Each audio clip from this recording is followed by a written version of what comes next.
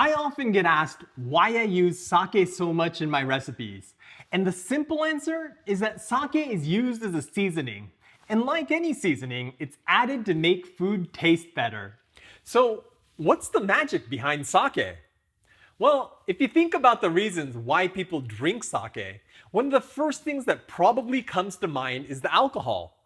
Sake is made by fermenting rice, and ethanol is one of the byproducts. The thing is, alcohol has a much lower boiling point than water, so when sake is cooked, most of the alcohol evaporates.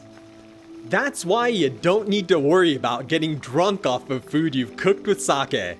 Sake also contains a bunch of aromatic compounds like esters and aldehydes, which give it aromas that range from things like melons and bananas to wood and leaves. These are what gives sake its unique flavor, but the high temperatures involved in cooking destroys a lot of these compounds. So, if we're vaporizing the alcohol and killing the aromas, why even cook with sake at all? Well, sake contains compounds called amino acids, and some of these compounds create the taste of umami. You've probably heard the word umami used to describe food before, but what is umami and what does sake have to do with it? Over this 4-part series, I'm going to attempt to give you the definitive answer to those questions by traveling around Japan and talking to scientists, brewers, and chefs who are a lot smarter than me. This wouldn't have been possible without our sponsor for this series, Hakutsuru. With a history dating back over 275 years and a huge variety of sake available in over 40 countries, they're an authentic brand of sake that's available almost anywhere. Speaking of long histories, humans have been seeking out ways to add umami to food for thousands of years. Ancient Romans used to ferment scraps of fish with salt to make garum, and in Asia, soy sauce has been a cornerstone of the cuisine for at least 2,000 years. But it wasn't until 1907 when Japanese chemist Ikeda Kikunai isolated glutamic acid from kelp that the source of this crave-worthy taste was discovered. In fact, Professor Ikeda postulated that this amino acid created a taste that's distinct from the sweet, salty, sour, and bitter tastes known to science at the time, and he called the taste umami. In retrospect, it may seem pretty obvious, but Ikeda's discovery was controversial, and umami's place as a basic taste was debated for years. That changed around 20 years ago when researchers discovered several taste receptors that were capable of detecting the presence of glutamate in food. You see, when you put food in your mouth, the different compounds that make it up, like salt or sugar, wash over your taste buds, which are like a network of sensors looking for a specific taste. When they find a match, they signal your brain to let you know that you're tasting something. In this case, our friend here just got a hit for glutamate, and boy does he look happy.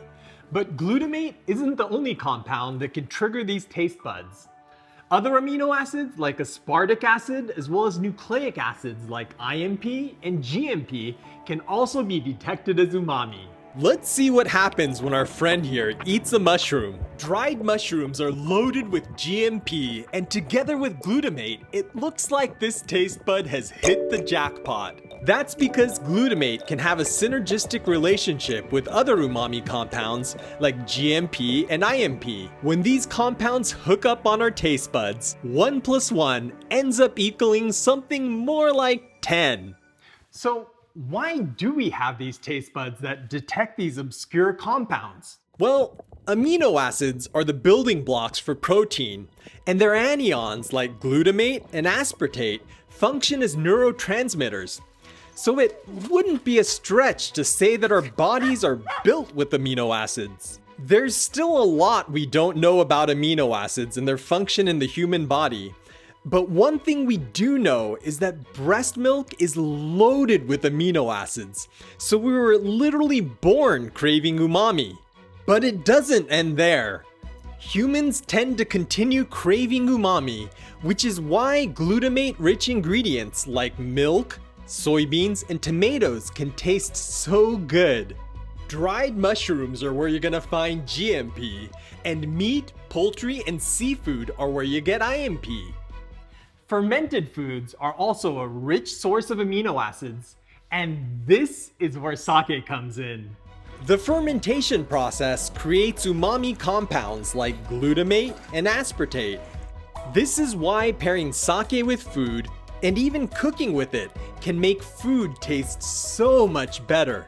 So now you know all about umami, but in the next episode, I'm headed to Hyogo Prefecture to learn more about sake. I'll be visiting a farm to learn about the rice that's used for making sake, and we're also going to be checking out Hakutsuru's brewery to see how sake is brewed. Then I'm going to be talking with a researcher that studies fermentation to find out just how this little grain of rice can be turned into something so magical. So be sure to hit that subscribe button and ring that bell so you don't miss out.